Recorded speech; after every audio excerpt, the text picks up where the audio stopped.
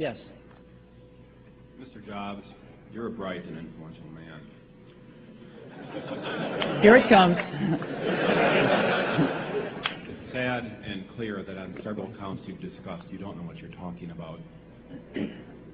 I would like, for example, for you to express in clear terms how, say, Java, in any of its incarnations, addresses the ideas embodied in OpenDoc.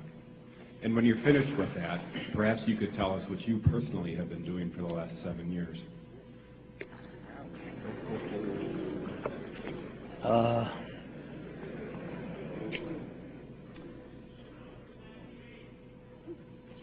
You know, you can please some of the people some of the time, but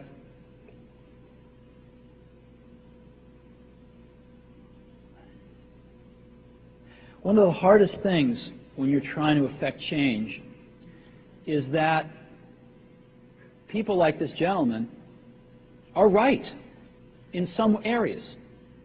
I'm sure that there are some things OpenDoc does, probably even more that I'm not familiar with, that nothing else out there does.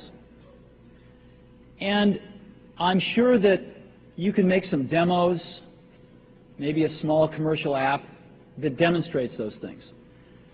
The hardest thing is, how does that fit in to a cohesive, larger vision that's going to allow you to sell $8 billion, $10 billion of product a year? And one of the things I've always found is that you've got to start with the customer experience and work backwards to the technology.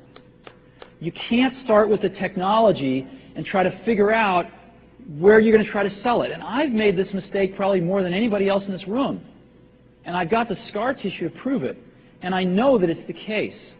And as we have tried to come up with a strategy and a vision for Apple, it started with what incredible benefits can we give to the customer? Where can we take the customer? Not starting with, let's sit down with the engineers and figure out what awesome technology we have, and then how are we going to market that. And I think that's the right path to take. I remember